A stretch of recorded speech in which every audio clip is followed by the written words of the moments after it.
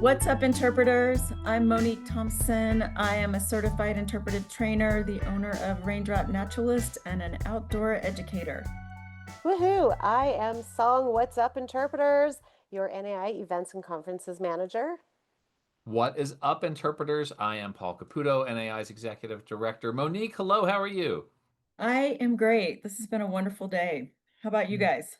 You have some exciting personal news. We won't have to get into that right now. We're here to talk about interpretation. We're here to talk about your career, your perspectives, and NAI. So I want to start right away with your many ways in which you are involved with NAI. You're an instructor. You have been to many of our national conferences. We were just lucky enough to all be in Morocco together. That was Yes. amazing. What an experience that was. What is it, Monique, that got you involved in the field of interpretation? How was it that you are now an instructor and you have your own consultant company and you are an outdoor educator? How did you find your way into interpretation? Well, I feel like probably many people feel like I've actually been an interpreter all my life. I don't feel like I would have labeled myself as such, but I grew up in Southwest Louisiana. I'm the oldest of seven kids. And we grew up sitting with the newspaper around the dinner table, talking about what was happening in the world, talking about what mattered, sharing multiple perspectives, and making meaning out of that. My parents really, we had discussions about what was going on. They would take us to, I got to see King Tut in New Orleans when I was in second grade. I remember standing in line for hours to see this exhibit, and I still have a scarab that I'll show to some of my students that I got from that visit that day. So they exposed me to wonder. They exposed me to being curious and to wanting to know more, and to also make meaning myself about what I was seeing in the world. And also to advocate for myself with six siblings. You had to learn how to advocate for yourself with what was going on in the schedule. I would never have guessed. I never knew, Monique, that you were from Southwest Louisiana. You don't have any accent whatsoever. I don't. I grew up in Louisiana, grew up in Lake Charles, grew up crawfishing, doing all the things, went to LSU. And at LSU, there was a sign for the toughest job you'll ever love, which was the Peace Corps. And I ended up applying and being accepted to Peace Corps Botswana. And through that, I ended up teaching English in a remote area, probably right in the middle of the state, which is about the size of Texas, near the Kalahari Desert. And English was for many of my students their fourth or fifth language. So I learned how to enunciate my words. So my how I spoke wasn't a barrier to what they were learning. And through that, I lost, I guess, what you would call my Southern accent, though it comes back when I'm on the phone with my family. It comes back. Yeah. In fact, I made red beans and rice last night because that's one of my kiddos' most favorite meals. Monique, you don't live that far away from me, and I don't recall any missed messages or anything about Paul, come grab some red beans and rice. We're watching baseball over here. I Yes, somehow you missed are that. the Broncos yesterday, right? I was watching my Eagles, and I was watching. I know, right? Go Birds. And Lake Charles, Louisiana, by the way, has a minor league team called the Lake Charles Gumbo Gators. Really? Yeah, I just brand did new as not of know like the that. last year or two. I thought they were going to be the Pelicans, if anything, but I like that. That's New Orleans. The New Orleans, they had a baseball team called the Pelicans, and they have a basketball team called the Pelicans now. Shoeless Joe Jackson played for the New Orleans Pelicans. Song, it's your turn to ask a question. I just want to know what the heck is a gumbo gator? A gumbo gator, and gumbo is spelled Gumb B E A U X. Yes. EAUX. Of Yeah, course it is. Well, yeah, my name for my family is Robichaux, which is spelled Robichaux. yeah, yeah. Very Well, French. Song my is married new, to a Belgian person, and so she knows all about those French spellings. yes, my new last name ends in AUX. Let's talk later. Yes, yes. So I can feel you though. I grew up the oldest of nine. So Yes, you when you did. said you fight your way to, be heard and have your voice, but I think I was probably the loudest and the bossiest. I'm also a Capricorn, so sorry, family. Look, as the middlest of three, I don't feel bad for you firstborns, okay? I think middle child, same gender as the first, different gender from the third. I'm the one who needs to be the loudest here. Song, it's your turn. Sorry. Okay. This is how our conversations go with Monique. We just roll into like weird personal stuff. We just have the best time ever with Monique all the time. But Monique, so what what distinguishes and what is the difference between like a strong trainer and a strong facilitator? Because you as a trainer have to kind of do both. I think there's a difference, but is there a difference? I think the strongest trainers are also skilled facilitators. I mean, if you think about the definition that we had at NAI from 2007 all the way to 2021, where the word forges was using, we forge these personal and there was emotional and intellectual connections with the resource. And then 2021 came from forging, we went to facilitating these relevant and inclusive and meaningful experiences. And I see us as trainers, we have the content, we have goals and objectives, but facilitators create dialogue and space for co-learning and make it a journey that we all go on together. And you can be uncertain of the outcome of that journey, but honoring the process through that is going to be really important. And that's where the content comes in. But asking the right questions and letting people share their lived experiences and their voices is going to be part of that journey as well. You make a really good point about the fact that NAI's official definition of interpretation changed. I don't know that that means that the field of interpretation itself changed. Certainly how we interpret it and how we look at it. But you've been involved. When did you start training CIGs? I started training CIGs. That's a great question. I got my CIT, I believe, at the end of 2019, and my first training was in 2020 during the pandemic, and I had the honor of teaching with a local trainer, Catherine Mercier. We were teaching CSU students, and during the middle of our class, CSU closed down, and so we had to take our training from in person to online.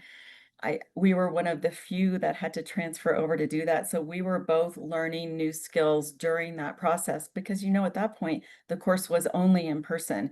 And that's when that shift was made. And Song knows this as well because we had a conference that year and I was the volunteer chair for that conference as well in or maybe the next year in St. Augustine. But we had to take all of that and move it online as well, which Song did in such a remarkable way. We exceeded expectations beyond anything we could have ever known when we were thinking about just keeping the lights on with that event. So kudos to both of you during that time. I remember that all too well. That was incredible, and certainly trial by fire for Song because that was your first conference, right, with NAI. Yeah, that That was was your very crazy. first conference with NAI. Well, okay, so that was not my actual question. That leads into my actual question, which is you've been involved with interpretation for a while. How, from your perspective, either as someone who has been educating and training new interpreters, or just someone who is involved with the field, how has the field changed over the time that you've been involved with it? I think as a trainer, I've seen it evolve when people want these skills today. They want to be able to understand relevance and engagement today. They want to be able to understand that concept of knowing your audience, of understanding your resource, of creating a program that's going to be mission backed, that's going to interpret up and interpret outward now. So when we teach this, we want those practical skills to be used the day of and the day after and beyond that. And we also want to see those measured as well. People want to see those outcomes and evaluations immediately. I also see just through my courses that they're interested in more conversational interpretation, more of the dialogic interpretation. They want to be able to talk about those complicated topics and they want to be given tools to navigate those well, understanding the values of the visitor, representing the values of the organization as well as representing their own values in that and where to find common ground in that because we live now, it feels like in such a polarizing and divisive time that I see this huge interest in finding where people can be curious and where they can have commonality as opposed to where they separate. And then also giving tools when things aren't going well, sort of what are the next steps for interpreters when a conversation is not productive, when it's causing conflict? What should an interpreter do in those circumstances, and how should management react as well? Monique, I have a follow-up question for you there because you mentioned an increasing interest in dialogic interpretation, which Yes. I see as well. It's something we certainly hear about here at NAI. Obviously, even with dialogic interpretation, themes are still important. I think there's this sort of false dichotomy out there of thematic interpretation versus dialogic interpretation, and I don't think that that's how it works. I think you can have both of them; they can work together. Is that something that you've found that you've had to sort of integrate into your trainings with the CIG, or is it something where you keep them pretty separate, the dialogic versus the thematic interpretation? I think there's space for questions in those. I think learning how to integrate those questions for dialogic interpretation, you have to create space and time. And it's important in that space and time that you're building trust. And when we think about Maslow's needs for belonging and community and esteeming, that takes time. And so for me, building space for that, when we think about the 10-minute program and how to do that, we do touch on briefly, but I see that as being a separate course and separate training, if that makes sense, in addition to what we do with the interpretive guiding training. And I think it's critical. I do think it's critical. And we talk a lot. My training is very interpretive in and of itself, and that's really a place to build trust and to foster curiosity, because in that class, there are going to be people with different opinions and different viewpoints and multiple perspectives. And so offering opportunities for these students to foster curiosity. Oh, tell me more. Can you clarify that? Help me understand, when they have these conversations about topics, allowing them to ask clarifying questions and create understanding for themselves in the information that we're talking about. I feel like it starts that step on the bridge to the journey of dialogic interpretation. So obviously, sometimes you go out and you do tours and you lead groups, Yep. and sometimes you are in classroom, quote unquote, classroom settings, teaching and training. It is better, I think we all agree, to get audiences to start doing, right? To go from listening to doing. Do you have specific activities that you like to use either in training to get your students to start doing things, or, guess when you're out guiding? Yeah, and I think that comes with building community. I think that comes with creating space for community. And again, starting with the low stakes ways to share about yourself, which would be through a pair share.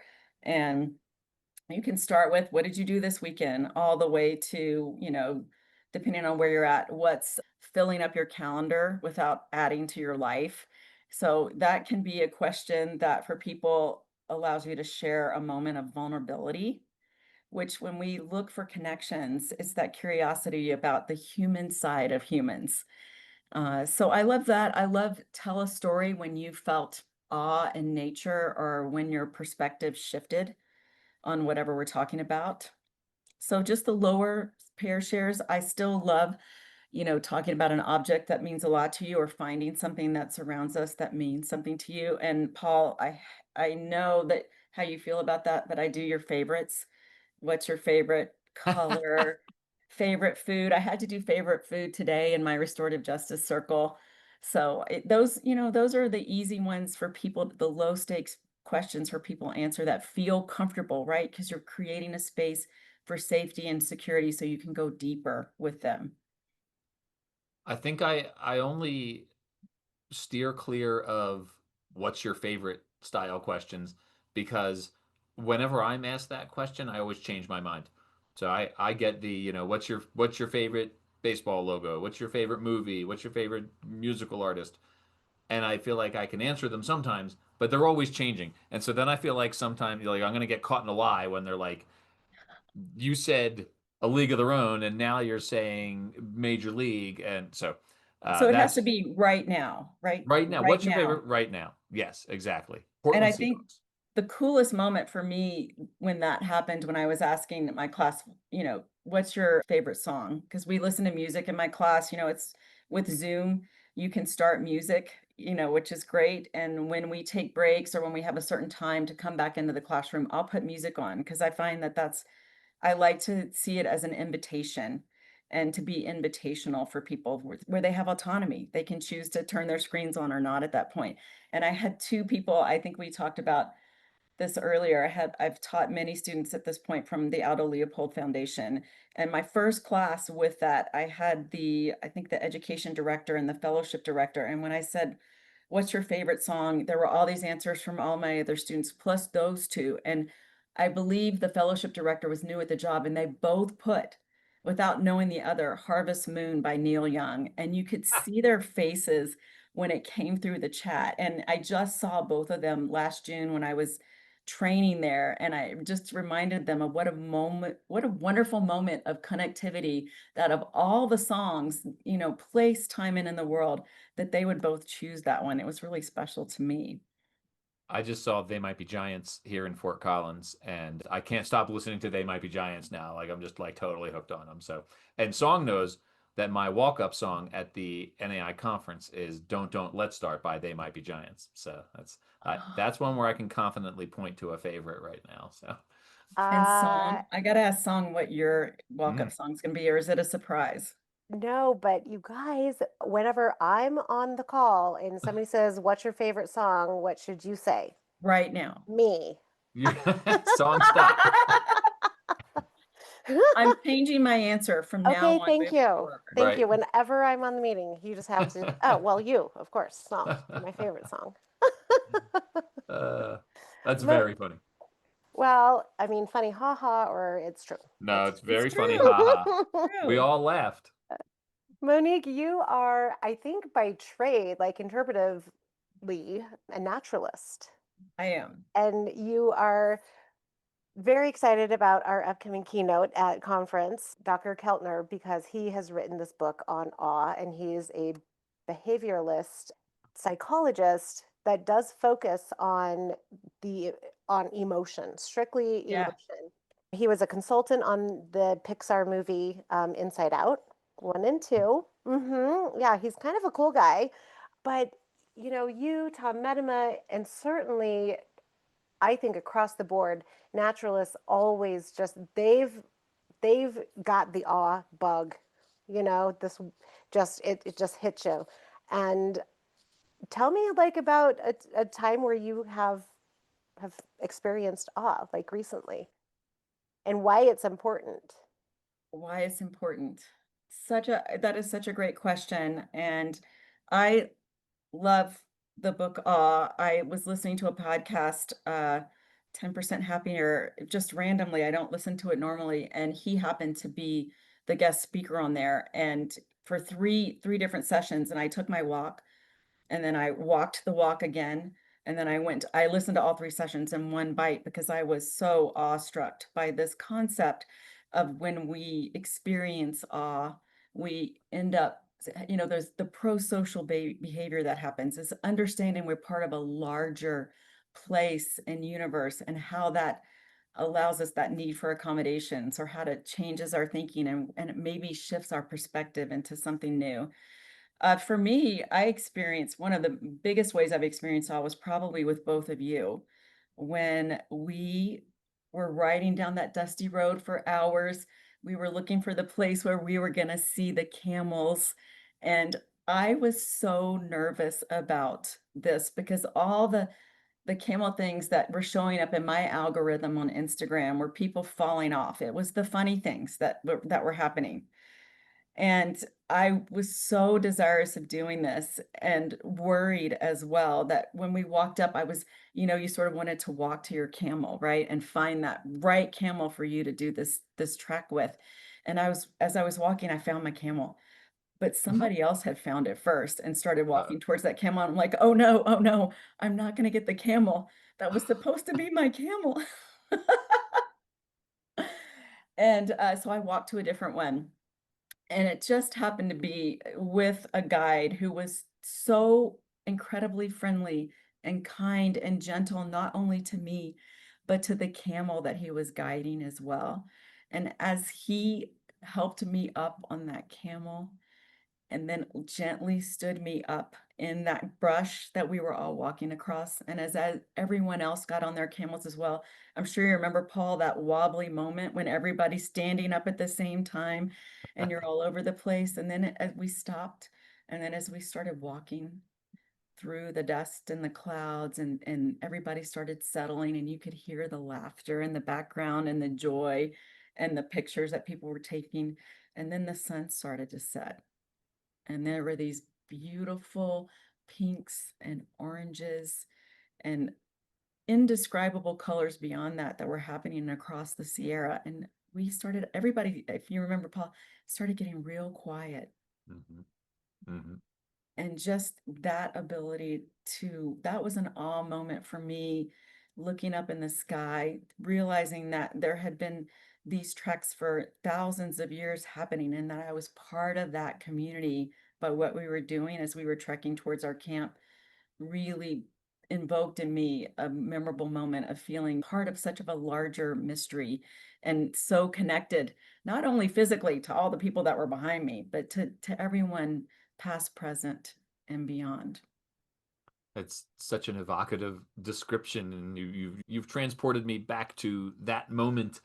I remember too that we picked up the camels sort of along the road, and every once in a while you would hear, a car passing, and then as we'd walk along the road a little bit, but then we turned and we were just heading into the desert. We were on the Yeah, northern edge of the Sahara Desert, and we were just heading towards just walking into the desert, right? And it was, yeah, I think there was sort of a shared anticipation, a shared nervousness, a shared sense of awe, like you're describing, that collective effervescence, right? I think Tom Medema introduced me to that term last year at the NAI conference. So that, yeah, that, what a synergy and movement and space and time with everybody. And plus you're in nature. You got like a double shot there with collective Mhm. effervescence and nature as So well. how do you take that moment as an interpreter yourself and use that as inspiration for what you can provide to your own visitors and guests during an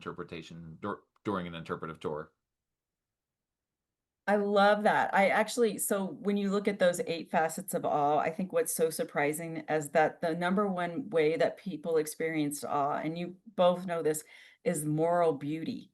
We Mm. think it's going to be nature, we think it's going to be movement together, but it's seeing courage and compassion from human to human. And that blew me away. And when I teach my classes now, talk about those 8 facets and talk about ways to connect people to awe because of the generosity, the pro-social behavior, that the beautiful outcomes that come when people experience awe. And so I'm going to tell a story. One of my students decided to invoke moral beauty in her program, and it was about pests. And the title of her program is When Pests Are Best. And what she did was she shared this story about these two mice in a random test that was happening. They're both in separate containers, and one of them is drowning, and one of them has the opportunity to grab a piece of chocolate, which for us is like winning that Broncos game yesterday or winning the lottery. It's a pretty powerful incentive to reach out and grab that. And time again, what they would find is the mice would forego that and reach over and save his or her pal from drowning. And so that story in relationship to maybe those underrepresented animals in a community was really powerful when she shared it with her fellow classmates in invoking moral beauty. So I'm going to rely on that one because it's still, for me, one of the best stories that I've seen used so well in an interpretive program. So, and correct me if I'm wrong, but we weren't supposed to take the camels back the next morning, right? Like that was something I think the guides enjoyed how much we enjoyed that experience so much that they actually put us back on the camels and walked back to meet our vans again the next morning. That wasn't originally part of the plan, right? They just did it. They Yeah, really did enjoy the group, and we were shorted a little bit of time. So they just said, you know what? We'll just take them back on the that camel. was great. That Yeah. was courage and compassion, courage to be with us again, right? Compassion, because who knows when we'll ever get Yeah. to do that again together. That was Right. marvelous. But that's kind of the point, right, of these experiences, and programs are experiences. And going to, you know, do a camel trek at the top of the Sahara in Morocco is an experience. Remember, one of the attendees, she did not want to go on the camel. She was very hesitant.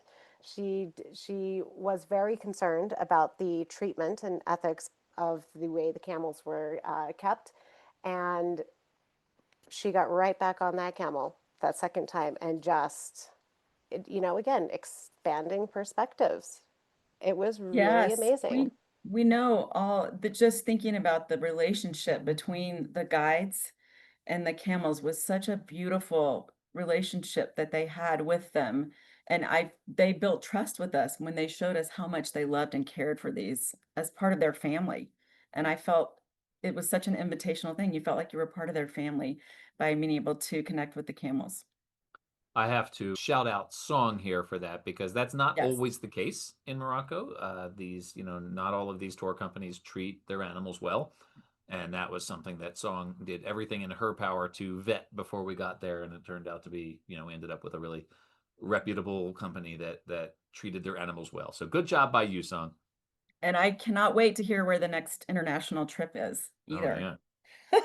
Oh, I know. Which reminds me, when I think about trends and interpretation, I think we're seeing more and more tour guides come into our classes as well, and more of an interpretive framework used by tour guides when giving their tours. I see that. I saw that in some of my last trips as well, how connected people were with different tours when people used interpretive techniques to connect with their audience. It's funny that you'd say that, Monique, because I'm going to be the keynote speaker at the International Association of Tour Directors and Guides the week after the NAI conference. They're going to be in In Baltimore. Japan? In No, Japan? no, no, no, no. That's the World Federation. I'm not. I don't get to go to Japan, Oh, but I that's yeah, do. that's yeah. Yeah. So yeah. So Congratulations. I will get to go to Baltimore, which is almost as good as Japan. They just crab cakes instead of sushi is all. That's. That's congratulations, Paul. Oh, That's thanks. really It's fun. exciting. We have a great working relationship with them. We're doing a partnership event with them. We're doing a tour in Arizona that is going to be really exciting. So yeah, I only bring it up because yes, it is very much a crossover now. We're seeing more working together of the tourism industry with interpretation, and they're not the same thing, but man, we can sure learn from each other. Yes, and when I just got back from Italy, when I took tours that I felt to be more interpretive, I could see the connection not only for myself but for my fellow participants. So my tour guide for Florence, we did a 2-hour tour just of all the top spots, and he was a storyteller. His background was in art and history, and everyone connected with Mikkel top to bottom. He kept us there and kept us started with a story, so it was amazing. Monique, you have traveled all over, sometimes for training, sometimes just to come on the NAI International trip. But what is one of your favorite places that you've been to? I mean, your work does Oh, take you all favorite. over. I know. Here we go. Right Right now, now, what is your favorite? Yes.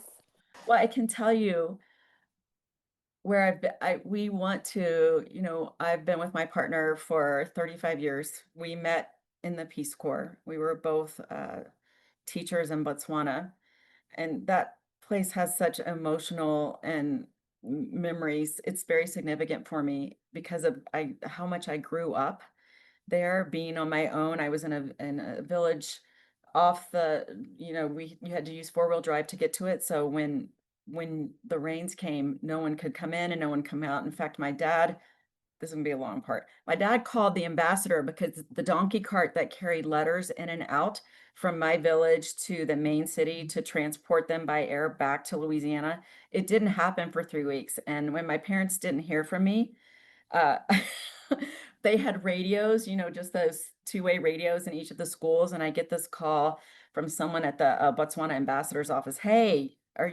is everything okay? Are you still there?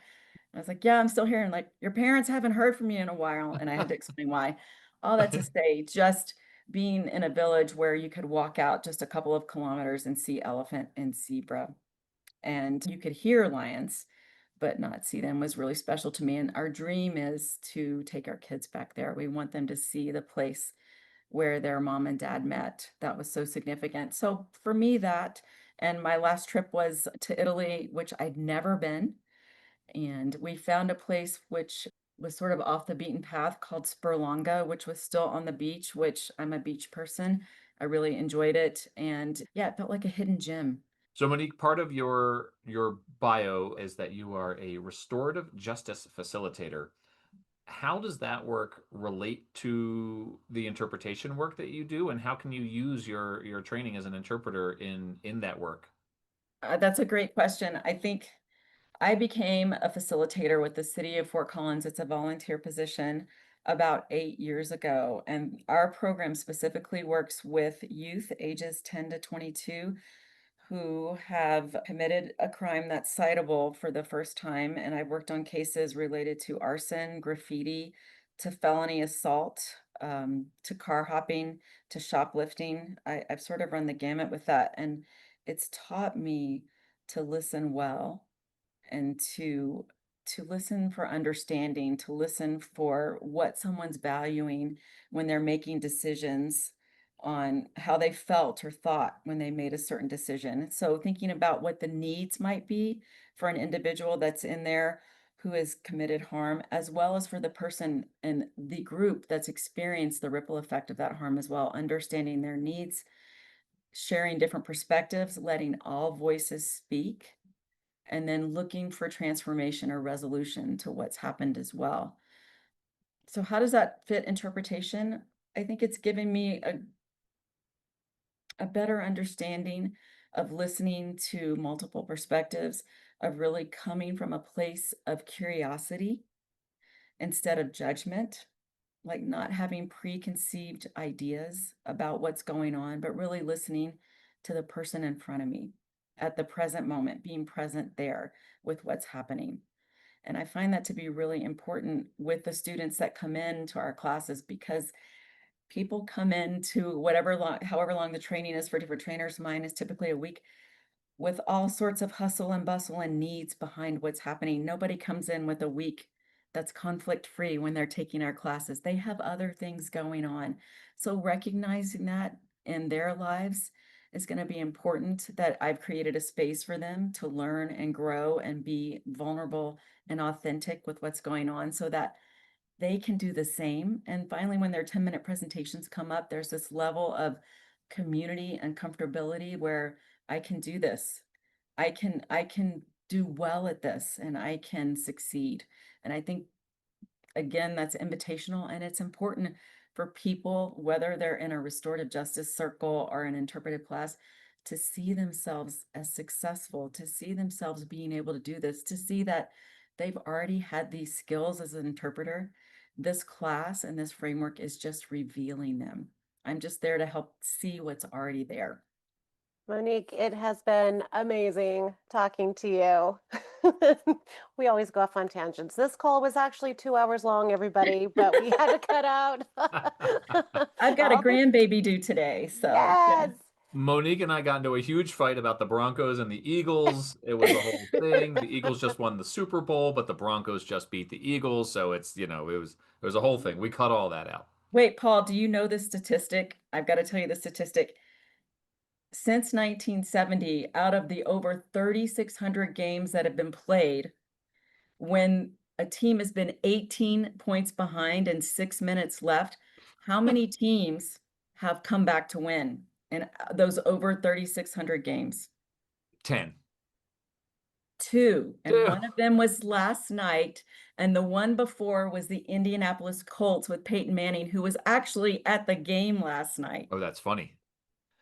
I'm at the time of this recording, I'm still very much in baseball mode. My Phillies have been eliminated, but the American League Championship Series is just about to end. We'll see if Sam Ham's Mariners can pull off a Game 7 win, or I don't know. We've got members in Toronto as well. We'll have to see if our Interp Canada people will be excited. And then, of course, you've got the Los Angeles Dodgers laying in wait. So at the time of this recording, all that's happening. Probably by the time we post this, that will all be ancient history. Awesome. Again, Monique, thank you so much for being on with us. And we will see you soon at the National Conference. And Monique, where can people find the Raindrop Naturalist online? Just on www.raindropnaturalist.com, all one word. That's where I am. That's super Or on easy. NAI's course registration page. That's right. Go sign up for the CIG. And interpreters, That's That's what's up.